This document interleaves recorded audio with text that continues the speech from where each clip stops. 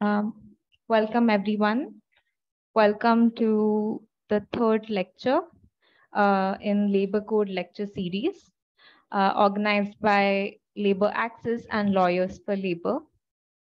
Today's lecture will be given by Professor Babu Matthew, and it will be moderated by Sundar Babu. I would like to introduce Sundar Babu first. Dr. Sundar Babu is a social activist, a public policy analyst, and a grassroots educator. Since 1998, he has been actively involved in various ongoing studies, action researches, training, fact-finding, evaluations.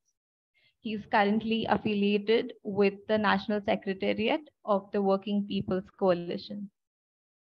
Hello, Sundar Babu. Yeah. I'll hand it over to you to introduce Babu, sir. Yeah. Thank you, Mithali. Welcome, everybody. Professor Babu Matthew needs no introduction, actually, in this forum. Many of you would have had very rich experiences of working with him for several years now. However, as a formality, I just want to share a few words about him. So for almost 4 decades, Professor Babu Matthew has been part of trade union movement and various other social movements taking up issues of the voiceless and the marginalized people. Professor Babu Matthew is also a former registrar and a faculty at the National Law School of India University. He has been an anti-poverty activist, a professor, a public intellectual. He has combined the teaching and practice of human rights, and during the last 6 years, he served as the country director of ActionAid International in India. In this capacity, he was in charge of evolving a rights-based policy and implementing a human rights agenda with special focus on economic, social, and cultural rights in 25 states of India. He led the process of presenting a shadow report focusing on the excluded communities of India before the relevant UN committees in Geneva. He writes extensively on marginalized communities, human rights, law, and labor.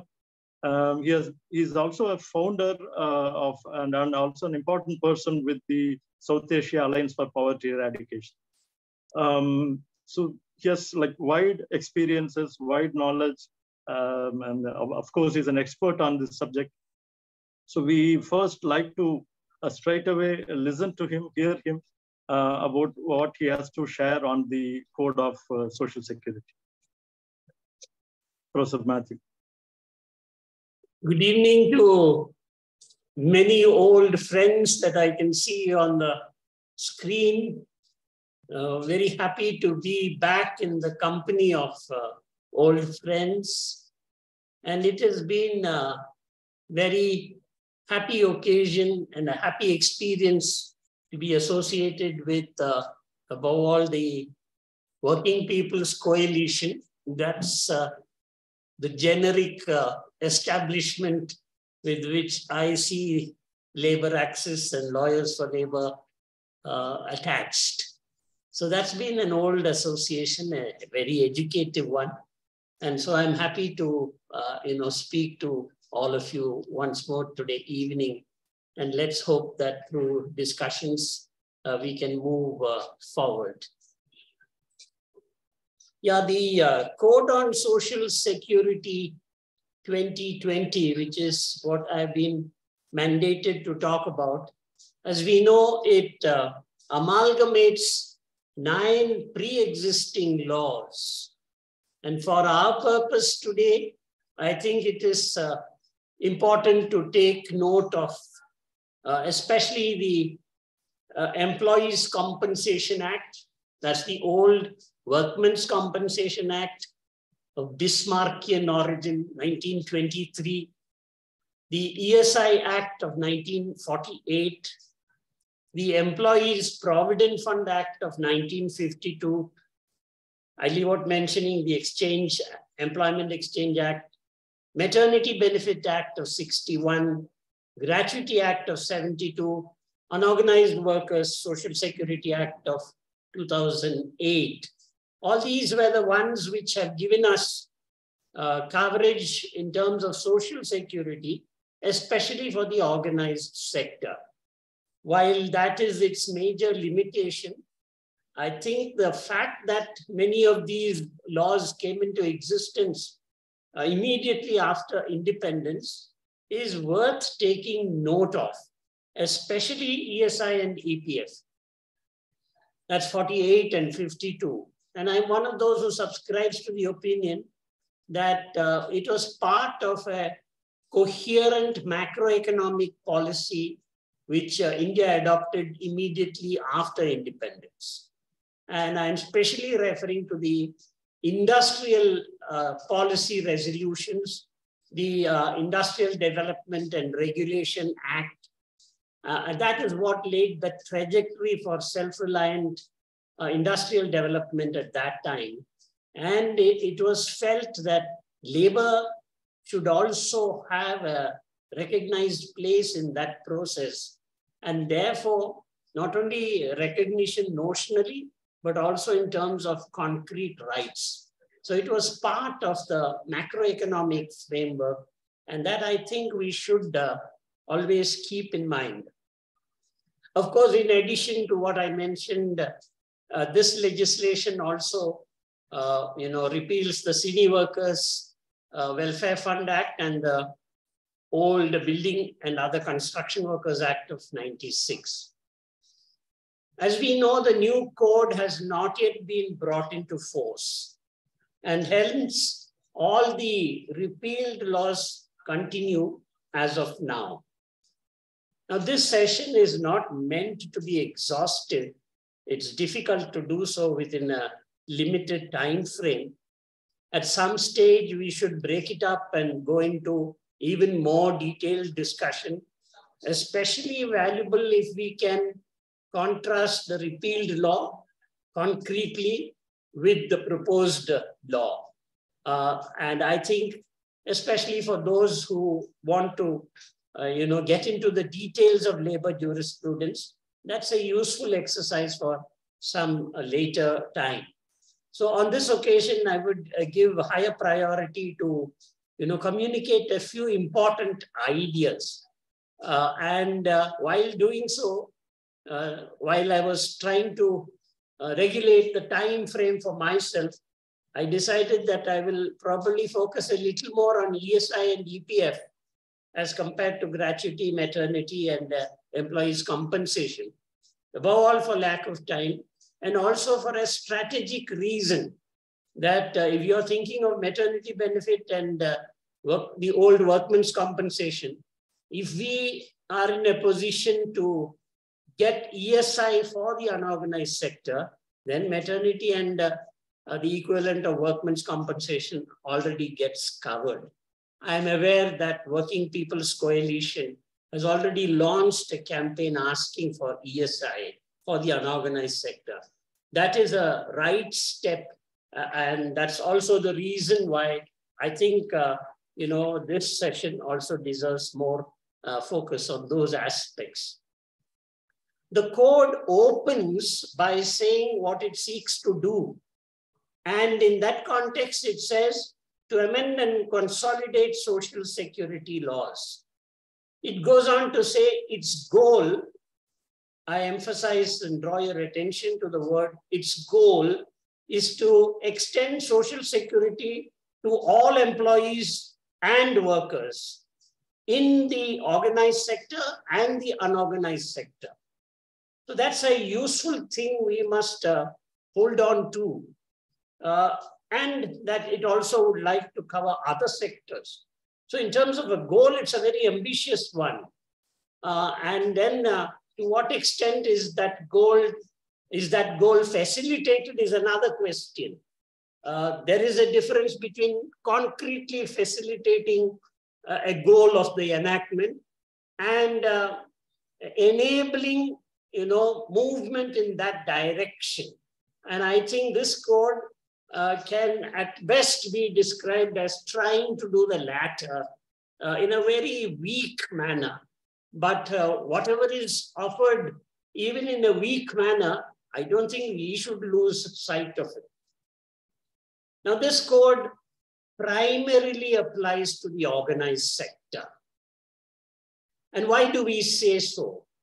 We say so because if you want to understand the application of the Social Security Act, the scope of the Act, then you have to, look at a huge number of definition clauses. At one stage, the drafting people had said that the aim of doing these 4 codes is to simplify the law. I don't think you can simplify a law by creating more than 90 definitions to one code like the Social Security Code. We are aware that in this country, take the word industry in the Industrial Disputes Act.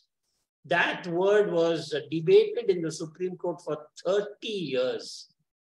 It is said that if you plot the Supreme Court judgments about the word industry on a graph, you will get a zigzag curve. That's the extent to which there was uncertainty. Only in 1978, Krishna Iyer was able to put to rest that uncertainty.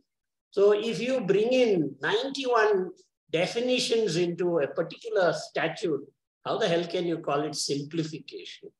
So that notion of labor jurisprudence is hugely misconceived.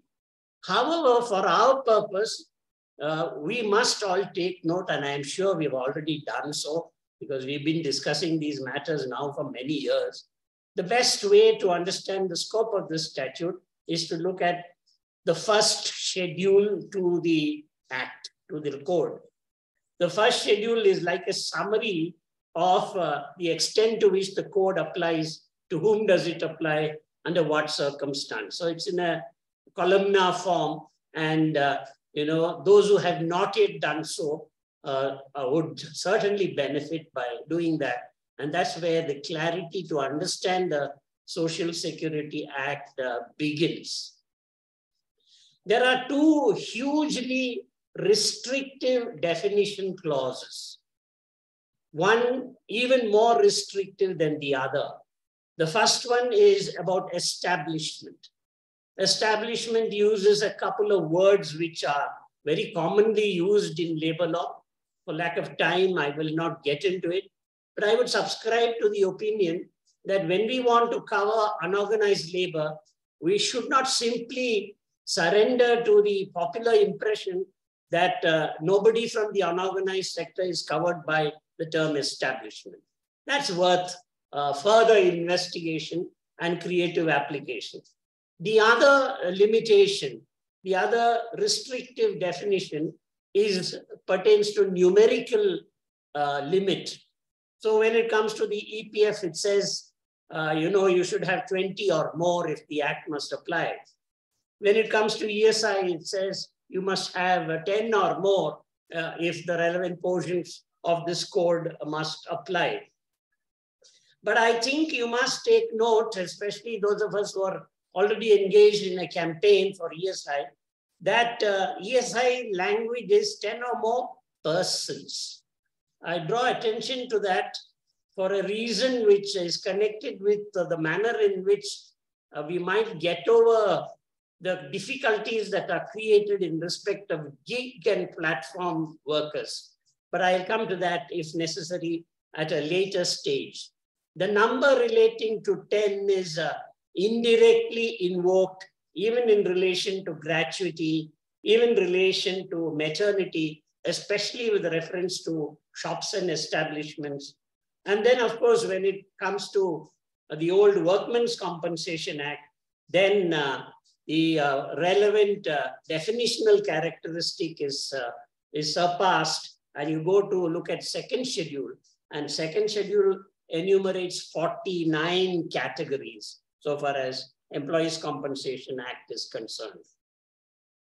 So in terms of a sweeping statement, if we may like to reflect on one, I think it would be correct to say the enforceable part of Social Security Code as it stands now is discriminatory. I think that is our primary critique of this code.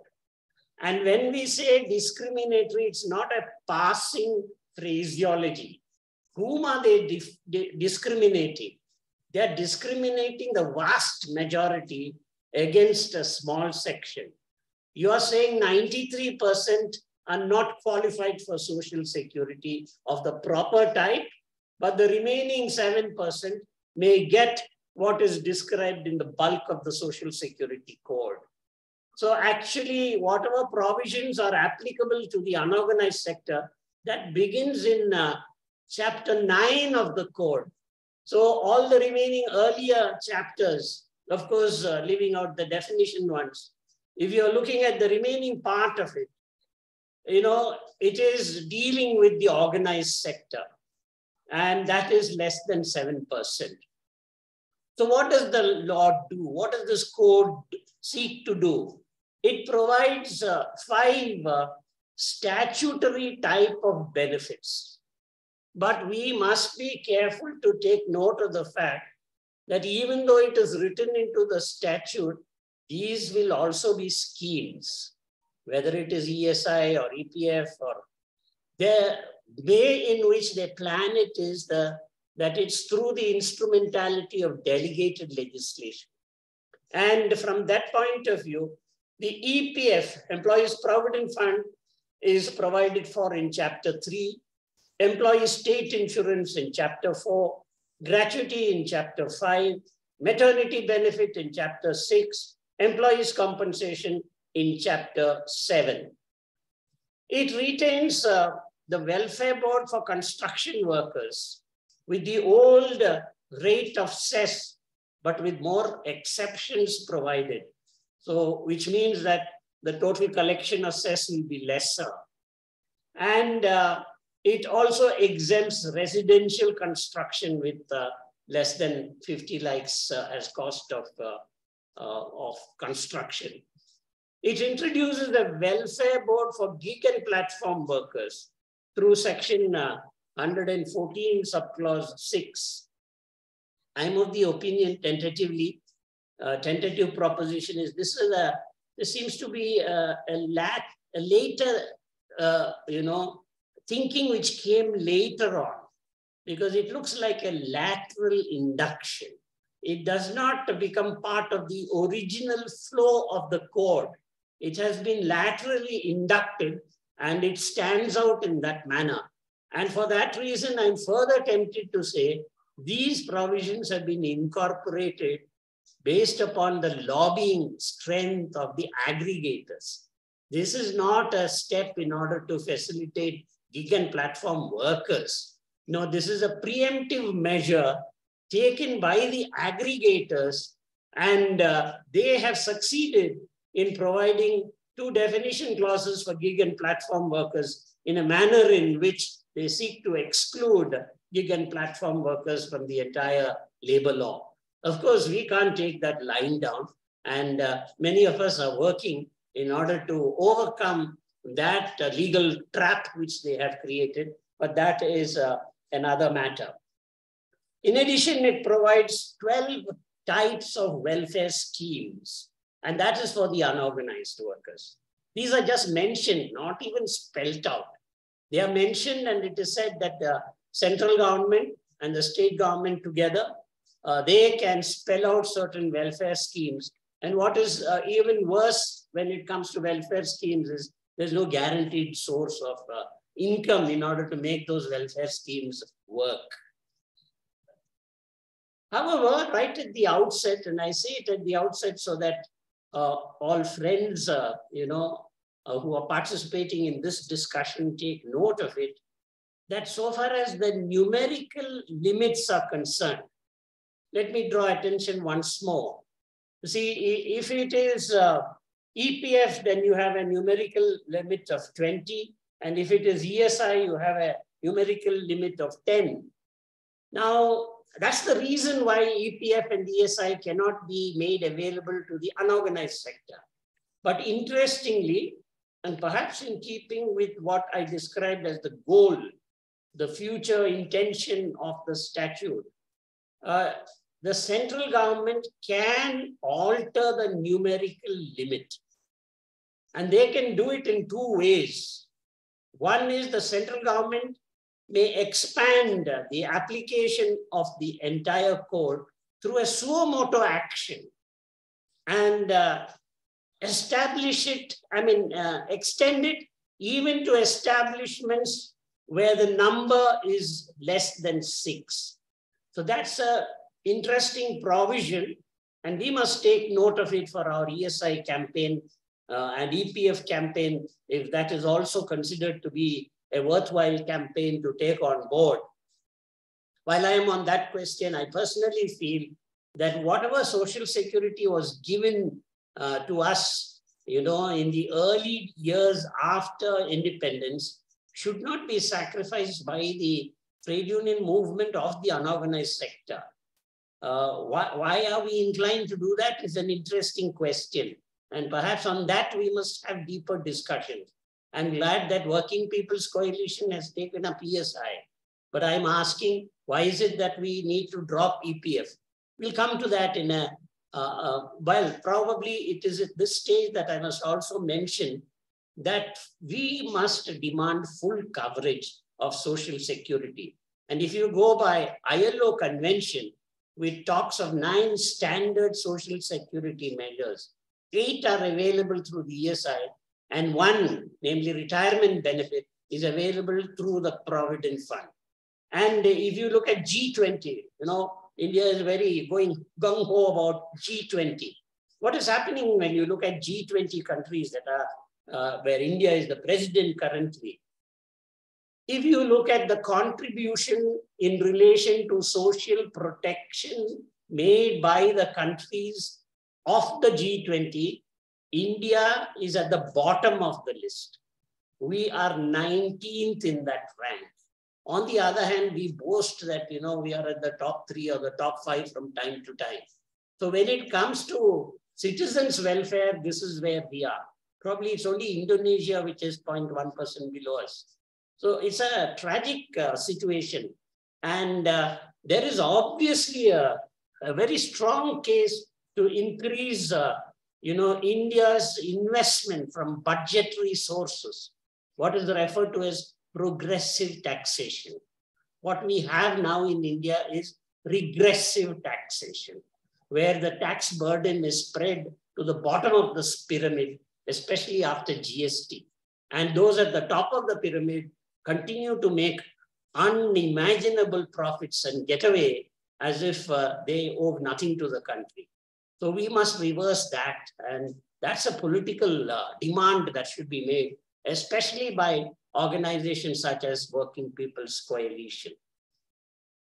The other way in which application can be extended to more people, namely if you reduce the numerical limit, that is possible at the request of the employer and the majority of employees. They can especially extend, Provident Fund to those concerned establishments. But more on that, in a fora where we can do deeper discussions about these matters.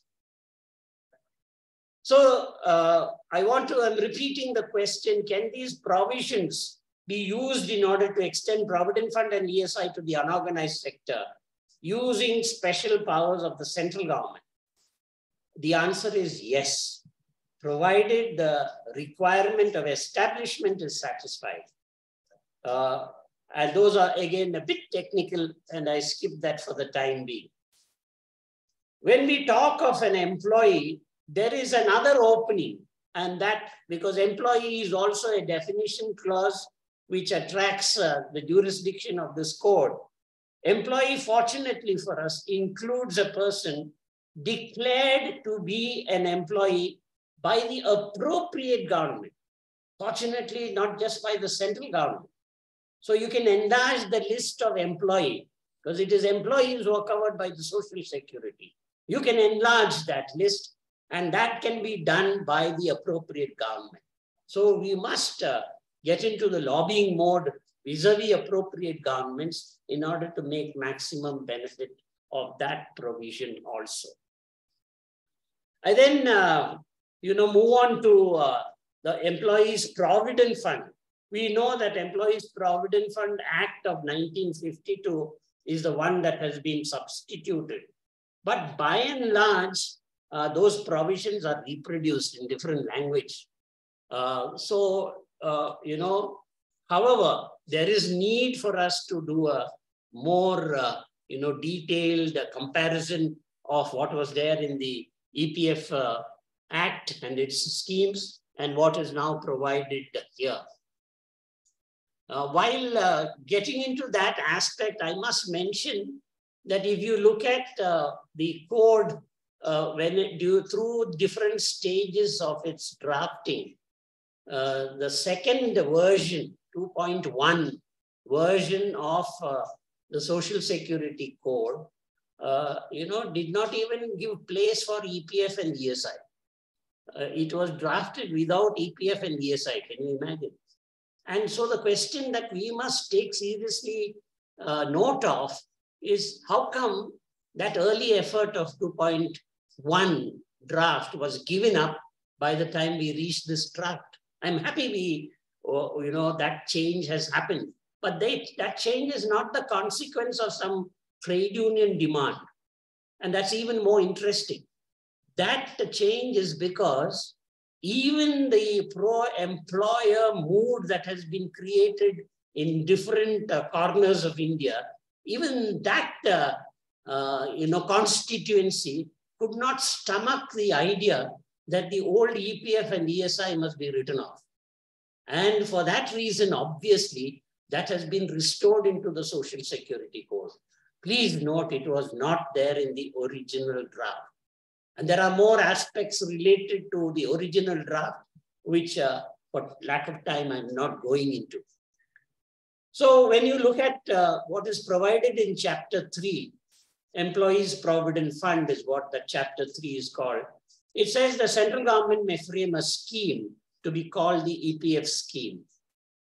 And they also may frame an employee pension scheme for those who are superannuating or for those with total disablement. That's a valuable thing. And you can also proceed to have a scheme for widows or widowers. You can give them pension. You can think of children's pension, orphan pension payable to the beneficiaries. Or you can have even a pension for nominees. So don't be under the impression that Provident Fund is only about Provident Fund.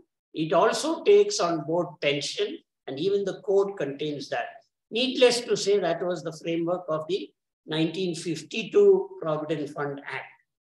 The third element is employees' deposit-linked insurance. That also was there in the 52 Act, and it is reproduced now. The fourth element is freedom to frame any other schemes providing social security benefit, mind you, to self-employed workers or any other class of persons. I'm fond of this expression, persons, because that helps you to overcome the technical obstacles that are being placed, especially by the aggregators in the gig and platform industry. If you go further, then it must be noted that Provident Fund contribution has to be made by the employer and the employee. It's a contributory scheme. So obviously, it is primarily aimed at wage workers. What will you do when you think of such a scheme in a place where there is self-employment? There's a question which we must flag and address independently. And that Provident Fund contribution shall be equal for employer and employee. And that shall be 10%. But the central government may make it 12%. As of now, it is 12%. But here the bottom is laid down at 10%. Then there's a contribution for pension. Who makes the contribution for pension? It's the employer who has to make a contribution to pension. And that contribution is 8 1/3% of the wage. 8 1/3% is equal to 1 month's wage. So that 1 month's wage has to be deposited by the employer towards pension. Workers don't have to contribute anything to it.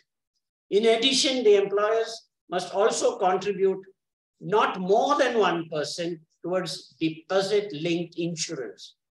Plus, they must contribute 1/4 of the last item that I mentioned in order to meet the cost of administration. That's a negligible sum of money. The law also proposes that contributions must be recovered by the employer from the contractor if necessary, and the amount payable if necessary. If there is some hanky-panky, then the money that is to be deposited must be recovered from what is payable to the contractor, or if necessary, treated as a debt which the contractor owes to the employer, because that payment must be made to the Provident Fund department. Yeah, there are many more details, but given the time factor, let's move on to the employee state insurance. This one replaces an even older act compared to Provident Fund. It replaces the Employee State Insurance Act of 1948, 1 year after independence. I'm proud to belong to a country which felt one of the first things that must be done is to provide employee state insurance. And you compare it with ILO standards, we are right on top of it. But of course, the tragedy is it became available only for a small percentage of the workers. But the idea was incorporated already. It says that every employee shall be insured either electronically or otherwise. And every insured or insurable person will be called as an insured person. That's the operative portion of the ESI Act. And then the employer must contribute 4.75% of the wage. And the employee must contribute 1.75% of the wage. And that together had created a comfortable corpus in the ESI. But see the irony. On the one hand, when you talk of social security, they claim that we do not have enough funds. They go about reducing the money collected from the employer from 4.75%, it is now reduced to 3.25%. And from the employee, the contribution is reduced from 1.75% to 0.75%. One wonders what is behind those who are thinking in terms of social security. Why do you want to reduce an existing standard? I must say, during my experience of collective bargaining, even in very small scale industry, the opening calculation would be, so far as cost to company is concerned, you would always begin by factoring in what is the cost of Provident Fund, what's the cost of ESI, what is the cost of 1 month's bonus, what is the minimum wage, and why do we want to go above the minimum wage? Because through collective bargaining, we want to reach a fair wage. That tradition, even the most anti-worker employers had come to realize that you can't deny EPF, ESI, and 1 month's bonus. And here are a group of people who are destroying that consensus, which has evolved over a long period of time. Now, this contribution must be recovered from the wages. And if there is a contractor, there's a liability on the contractor to recover the same from the wages. And so in that sense, there is also an assured mechanism. What is it? What are the entitlements that insured persons get? Not only insured persons, but also their dependents and some others. First of all, you get periodic payment in case of sickness. That's the first entitlement. The second entitlement is periodic payment to insured women for confinement, miscarriage, for sickness arising out of pregnancy, for premature birth. The third one is for disablement, which is also called as employment injury.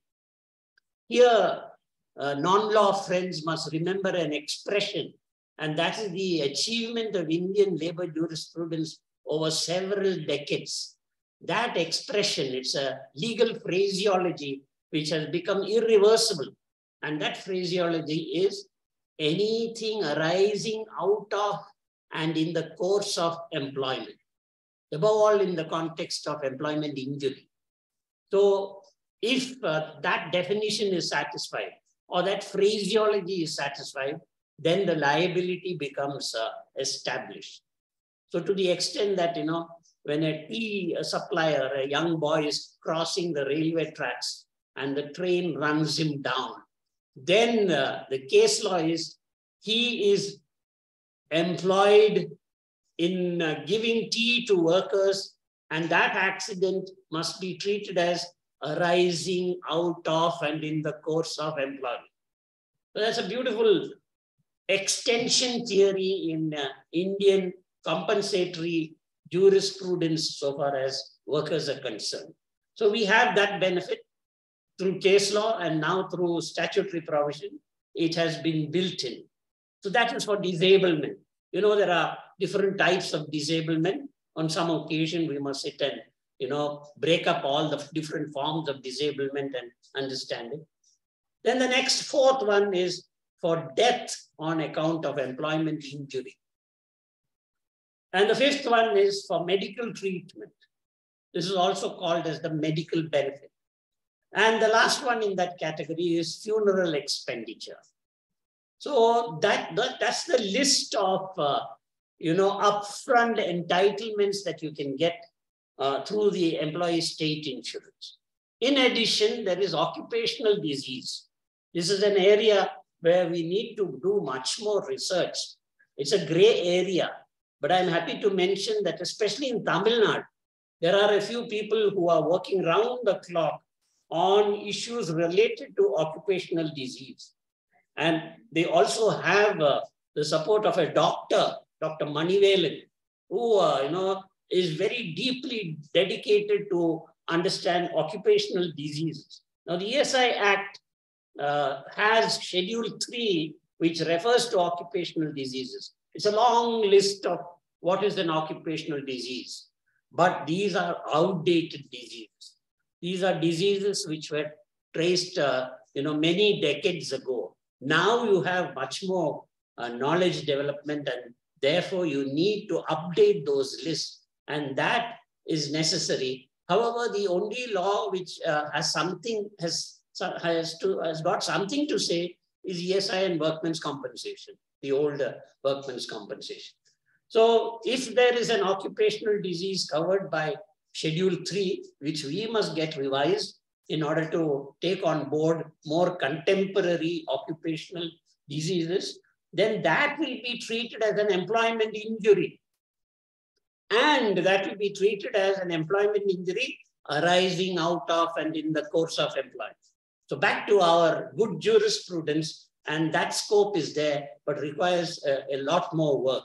The present law reproduces what is there in the ESI, but that's not enough. We need to go beyond. And knowledge at that level is not enough. We must generate more through more creative association with the relevant professionals from the area of public health and occupational diseases. Then the law also says, if any question arises, whether an accident has resulted in permanent disablement, or what is the extent of disablement that has been caused, or what is the extent of loss of earning capacity. These are technical questions. And if you want to answer those technical questions, you have to go to a medical board. And if you are unhappy with the findings of the medical board, then you have scope to go to the medical appeal tribunal under the law.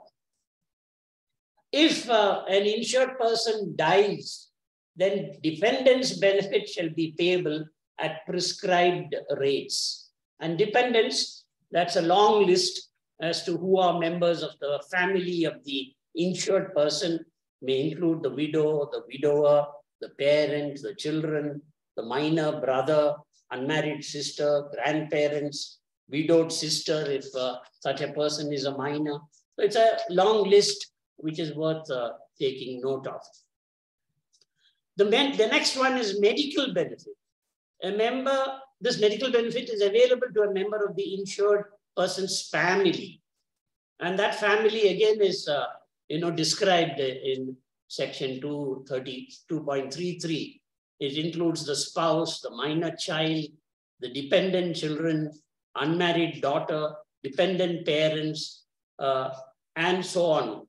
And you're entitled to, those who are entitled to this medical benefit can avail outpatient treatment as well as inpatient treatment in a hospital.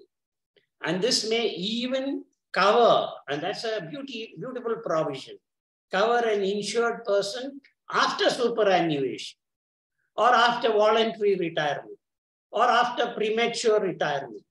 He can seek a medical benefit provided the insured person continues to make his contribution. So here that's not a very significant contribution, but the benefit is very valuable. And therefore, the importance of spreading awareness on these becomes even more important. But then before I move on to gratuity and maternity and employees' compensation, and noting that we are already running out of time, which I had anticipated. So I'll focus on one particular section and leave the rest just by mentioning, yes, gratuity is available, similar to the Payment of Gratuity Act. For every year of completed service, you'll get 15 days wages. So that's the gratuity amount. And you should have put in 5 years of service in order to be entitled to gratuity. Then maternity benefit, you are entitled to a maximum of 26 weeks. But it unfortunately connected with the, how many children are alive and the usual, that's a new rigmarole that has been brought in. And then, of course, Employees' Compensation Act, which, as I said, is the Workmen's Compensation Act. And we need to remember, again, for any accident arising out of and in the course of employment, or employment injury, more commonly spoken of, you will be entitled to lump sum compensation. Sometimes the Workmen's Compensation Act Employees' Compensation Act, is more useful than the ESI so far as lump sum is concerned. Whereas ESI is in terms of continuing payment. And so depending upon the nature of the industry, we should be able to choose what we want. So there again, there are schedules which must be referred to, 3 significant aspects which determine how much compensation you are entitled to get. One is the age of the employee. The younger the person, the greater the compensation. Then number 2 is what is the nature of injury? How much of earning capacity is lost on account of the injury? Is it 1 finger? Is it 5 fingers? Is it the arm? Is it 2 arms? Is it the leg? Is it different parts of your anatomy? And proportionately, there's a schedule which indicates what is the loss of earning capacity. And so those 2 factors are built into, based on your salary, there is a compensation that becomes payable. And so those are the last 3 on which I'm cutting short while I'm looking at my time framework. And I want to end by referring to what I think is a section that we cannot miss in this code, and that is section 45. And section 45 says, notwithstanding anything contained in this chapter, that is chapter 4 of the ESI code, central government may frame a scheme for unorganized workers. And unorganized workers, what is the meaning of unorganized workers? Maybe home-based, maybe self-employed, maybe wage worker in the unorganized sector, or maybe a worker in the organized sector who's not covered by EPF and ESI. And so all these workers should be an unorganized worker who's working in the unorganized sector. So you have to read 2 definitions together.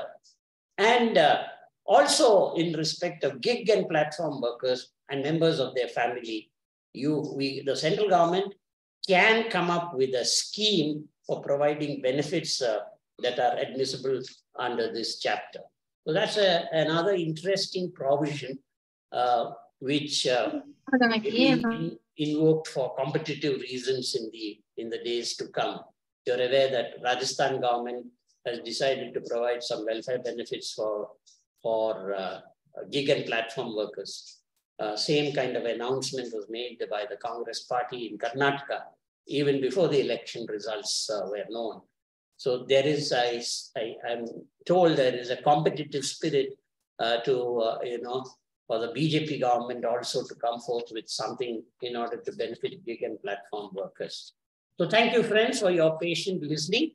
And may I stop before I overtake the 60-minute limit. Thank you.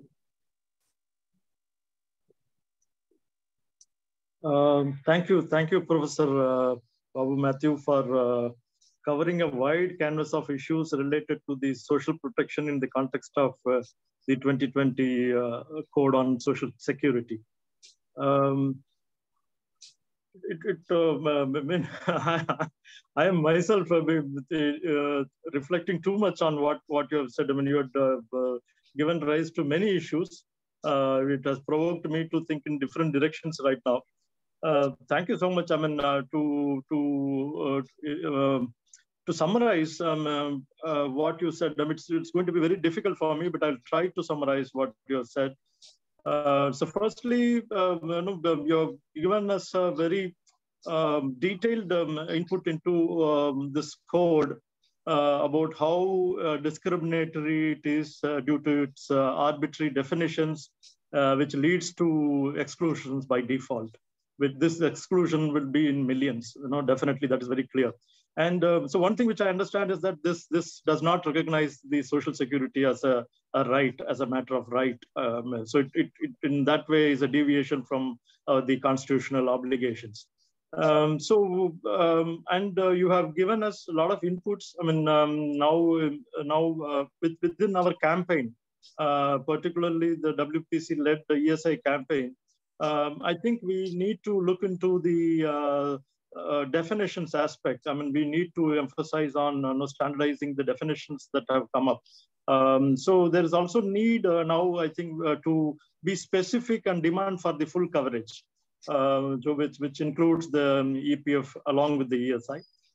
So that also we need to spell out what we ask for. I mean, as you mentioned, that many of the schemes that have been just glossed over or made references and passing comments need to be clearly spelled out in detail. So in that context, I thank you for giving us the suggestion to go threadbare into the details of the 9 previous laws that were amalgamated and look into the details in comparison with the new code. So that's a very important point which you have said. And also, thanks for highlighting the issues of the limitations with regard to the numeric limitations, which could be altered with Sumo 2 processes. So that we, as a WPC, I think we should look into the ways where we can work on those numbers, because that was quite confusing in many of our discussions as well with regard to the numbers. And also thank you for emphasizing on the on a relook at the tax regimes for more progressive tax regimes in contrast to the regressive ones. So also you have in the context of occupational safety and health, the need for revision of the occupational disease list to be revised in the context of contemporary threats. So, or the insecurities which the workers face now. So these are the very important inputs from Professor Matthew. I also want to share with all of you that Professor Babu Matthew is a mentor for the WPC, and he has been one of the founders to the WPC process. So that way he has a role from the beginning, from the inception till now. He has been a friend traveling and mentoring us in many ways, very many ways. So thank you, Professor, for that. We have some questions from some of the participants here. So I would like to take the help of Chinmay to mention those questions, which is in the chat box right now, and some friends may be interested in talking to you directly as well. Chinmay, can you help me with the questions that have come up in the chat box, or Mithati, if possible? Yes. So there are a few questions, and Mini Matthew and Jagdish Patel has raised their hands as well. So I will first read out the question which are in the chat box, and then we can take the questions from the people who have raised their hands as hands. So the first question is by Karthik from Andhra Pradesh. His question is to how to recognize the gig and other platform workers and provide the welfare benefits. Also, what should be cess on platform? Currently in many states, BOCW set up on the similar lines fail to deliver the desired benefit. Another question, I won't be reading Jagdish Patel's comments because he has raised hand. So I will ask him to please give your comments and questions later. There is one more question by Dr. V. Sundaresan. He's saying that the employers collect the entire 24% of the contribution from the employee's salary and also not remitting the same to the government treasury. It is not in accordance with the law. The APF authorities to know well. Employees curse the employer within them. No remedy. The sanctity of the procedure is under the stake. What is your opinion? How to bell the cat and who has to? There is one more question, and then I will ask Mini Matthew and Jagdish Patel to give their questions. There is one question by Akhil Surya. He has two questions. What are the politics behind the very project of consolidating many labor laws into 4 codes? The narrative from the government has been that these are reforms, while the workers and unions have criticized the laws for being anti-workers. What are the politics and power dynamics behind making these 4 laws? And second question is, the code leave too much to the executive to make delegated legislation and bring the act to real working. Is there substance in the challenge that these codes are bad as they provide for excessive delegation? If not, so in law, can this be described as a deliberate step to leave this to the executive? And if yes, does it provide for more positive space for worker and unions to participate and make impact in the making of delegated legislation than a statutory law? Babu, sir, do you want to take these questions first, or should I ask Mini Matthew and Jagdish Patel to put their questions as well? Yeah, I think maybe the time factor also comes into play. So I'll certainly answer these 3 questions, and then all of us can collectively decide which way to proceed. So I take up, is that all right? Fine, sir, fine. Okay, so I go into the gig and platform workers question. You know, we are already aware that this is a global strategic stand that gig and platform aggregators have taken. But the good news is, in one jurisdiction after another, they are losing their case. And I think the most outstanding victory for gig and platform workers was in the Supreme Court of England, where 7 judges unanimously held that worker entitlements cannot be denied by this trick. Similarly, in one jurisdiction after another, like in Netherlands, in the European Union's views on that will cover more than 20 countries. So it is a happy thing to note that global jurisprudence in this regard is shifting. But some of us who are thinking on this issue, we are worried that global jurisprudence may not be enough to salvage the situation in India. And from especially keeping in mind that we now have a judiciary which cannot be trusted upon. We can't say which direction they will go. And finally, all these matters are capable of going there. So one strategy that some of us have been thinking, and we have prepared a draft gig and platform workers laws, a separate statute on that basis. I'll just tell you the principle that we are trying to invoke, and that is, the definition in the Social Security Code about gig and platform workers, they have successfully inserted the expression that these are people who do not have employer-employee relationship. So instead of getting into that jurisdictional trap, we must not give that up. That also we have our own arguments. But in addition, another approach is, can we draft a legislation in which we don't refer to gig and platform workers as workers? Supposing we say any person who is engaged in the following jobs and have a schedule which you can keep on enlarging. So we use the expression any person. And therefore we bypass the question of is he a worker, is there employee-employee relationship? We are saying we are not bothered with that, and the statute will then give the gig and platform workers whatever rights we want. So we have drafted one such law. We want to put it through a little more internal discussion and receive suggestions, etc., before making it, putting it in the public realm. So that's, I think, one method by which we can proceed. But the idea of collecting a cess is one part, and we need not give up that. As you rightly pointed out, the cess is on similar lines as building and construction workers, but they've added one more clause, that is the total, there's a ceiling, upper ceiling limit of 5%, which should not be more than 5% of the total outlay of the aggregators, what they pay to the workers. So that is not there in the Building and Construction Workers Union, which means they are a little worried. By implication, I would think they are worried that 1 to 2% of the turnover itself is so big a figure that they want to impose a ceiling on it even before it takes off.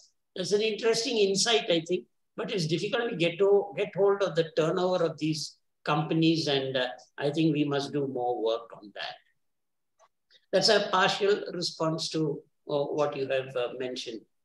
Then the second question about, I think Mr. Sundaresan asked that, saying that the contribution of both the employer and the employee is swallowed by somebody and not paid into the department. And that is certainly a criminal offense. It's a cognizable criminal offense. And it's possible to file a case before the magistrate's court and start recovery proceedings, etc. There's enough provision in the Employees Provident Fund Act of 52. This one has slowly started diluting measures to be taken against employers. They are trying to push towards compoundability of offenses. And they're trying to say that there must be a ceiling on fines, etc. So that's a negative development, which is part of the new thinking that is in circulation. And I think the third question was by Akhil Surya, asking what is behind the consolidation of 29 laws into 4 codes. We know the popular arguments that have been advanced.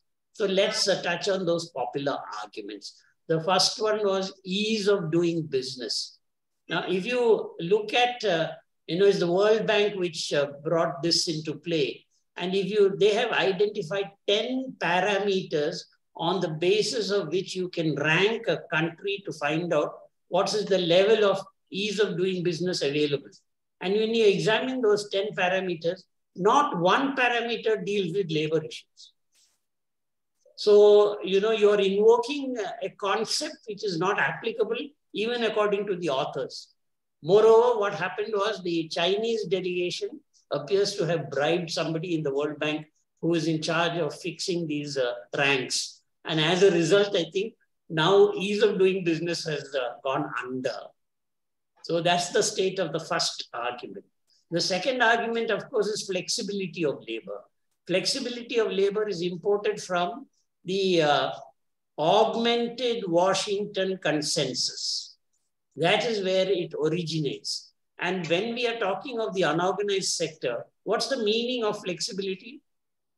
Meaning of flexibility is if you have strong labor laws, that is not good for the economy. That's their theory. We don't agree with that. But so far as the informal sector in India is concerned, there is absolute lack of legislative protection.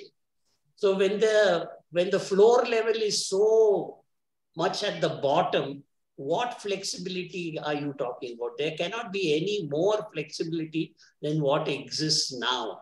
There is enough of hire and fire and everything. So you want to add to more than that. That is again something which doesn't make sense. But we must also add that one economic problem is the manufacturing sector is doing very poorly. And you can't solve that problem by addressing issues on the supply side.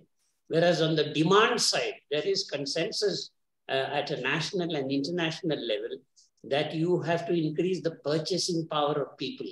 Only then new demand will be generated. Only then the manufacturing sector will take off. And if you want to do that, that you can't achieve by destroying minimum wages and social security.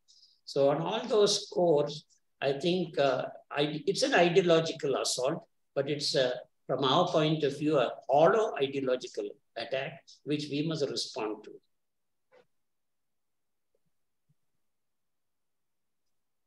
Thank you, Professor. I think Mr. Jagdish Patel's question was just a comment, he says. So it's not a question, but a comment. But we can ask Minnie Matthew to make her questions right now. Yes, yes, thank you. Am I audible? Yes, you are. Yes, thank you. I just wanted to ask one thing. Does this code apply to domestic workers, or do any of these 4 codes apply to domestic workers? And how do we make that happen for these workers? Yeah, I think that is where we need to look at these definition clauses. As I was mentioning earlier, one barrier in terms of definition clauses is what is an establishment? Is it possible for us to get around it by saying an occupation is also to be considered as part of an establishment? Is it possible for us to say all domestic workers belong to one occupation? And therefore, even by the definition of establishments, they are covered. It's not, that establishment must necessarily mean a manufacturing place or anything like that. But that's not an easy task. The other is the numerical limit. Numerical limit as it exists, will again disqualify domestic workers. So these are the 2 definitional barriers. I think one way out is not to put all our eggs in one basket, namely, how can we get what we want through the existing Social Security Code? I think it is time for us to think in terms of an alternate Social Security Code, which is crafted entirely for the informal unorganized sector. I think that is necessary if we want universalization of all these benefits. So as of now, there is nothing that applies to domestic workers.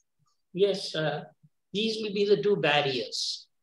Okay. And they're not covered in any of the schedules also? No, I don't think so. Okay. Thank you. Thank you. Thank you. Chinmay, is there any other question? There is no any question in chat box, but I think we can take Jagdish Patel's comment and we can will be the last thing in this session. Yeah, so he can speak if he's. Yes. Sir, can you speak? Mr. Jagdish Patel.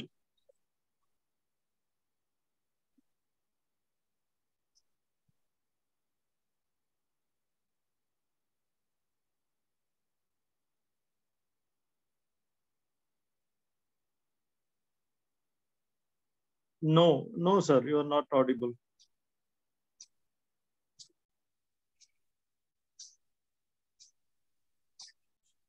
Some issue with his audio.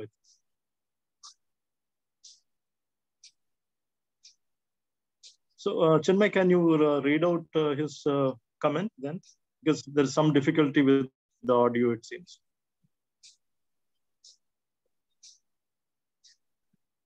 Yes, just give me 2 minutes because he had given 2-3 comments. Yeah, so his first comment was with regard to when Babu sir was talking about the case law. He said there is another case law in which a worker was sent outside to fetch a tea for factory workers. When he went out, he was killed in police firing, and that was considered as in course and out of employment. And his another comment was under Employee Compensation Act in 2017, 187 workers were paid compensation for occupational diseases, but we do not know how many insured person covered under ESI Act claimed and received disablement or dependent benefits for occupational diseases. ESI publishes their annual report each year, available in their website. Separate data on occupational diseases are not published. So these were the 2 comments that he had. And yeah. And one more was there is the EC Act is applicable to domestic workers in, yeah. So this can go as demands from the campaign, the ESI campaign, to release the details of most incidents. The last comment he had is that I wish to draw attention to the National Policy on Safety, Health and Environment at Work, 2009. We can use this policy I think he is mentioning that we can use this policy for some negotiation or some collective bargaining purposes. So thank you, Chinmay. Thank you, Jagdish ji, for this input. Is there any other question that has come up? No. So in that case, we can close this lecture series, today's lecture. So thank you, Professor Babu Matthew, for giving us a lot of input. It's a food for thought and a lot of inputs for our campaign as well. So thank you so much. It has been very insightful. Also, it helps us in taking up with our own team internally. And the suggestion which you mentioned that we specifically work on the Social Security Code in a detailed way. Probably we need a day-long program for that to look into the details of each of these laws, each of these acts, the 9 acts that have been amalgamated, and then make a comparative analysis of the Social Security Code. So thank you so much. Thank you everybody for participating in this lecture program. Thank you all. Thank you, Sundar Babu, for chairing it. And thanks everybody for listening so patiently to a longish presentation. And I hope that we can meet in different fora to continue the discussion further. Thanks to everybody. Thank you, sir. Thank you so much. Thank you. Thank you. Thank you. Thank you. Happy to see Sushod. It's I've been commenting a lot in my chat. Okay.